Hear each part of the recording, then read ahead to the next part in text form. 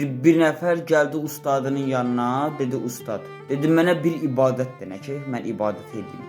Ustad ona dedi ki, 40 gün bu ibadət elə. 40 gün bu ibadət elə davamlı. İnşallah məqsədə gedib çatacaqsan. 25-ci gün idi ki, davamlı elirdi. 25-ci gün idi ki, ibadətlə məşğul olacaqdı. Qapı döyüldü, qonaq gəldi. Özünə fikirləşdi ki, indi qonaq da gəlib, indi mən gedim ibadətimi edeyim də. Sonra fikirləşdi ki, yox. Qonaq Allah qonağıdır. Mən niyə təzədən başlayaram, ibadət edərəm. Qonaq Allah qonağıdır. Mən o qonağa, yəni yaxşı baxmalıyam, yaxşı qulluq eləməliyəm. Qonağı yaxşı qulluq elədi, qonağı yaxşı baxdı. Səhərsi günü gedəndə həmin o ustadının yanına, ustadı dedi ki, 40 gün ərzində nəyə satmalıydınsə, 25 günü geç satmısan.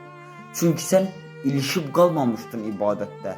Çünki sənin istəyin bəndə olmaq idi. Baxın, şeytan bəzən bilirsən nə edir? İbadətlə insanı alladır. Qonağın gəlib, sənin vəzifən nədir? Qonağa yaxşı baxmaqdır. Şeytan deyir, ged ibadətə.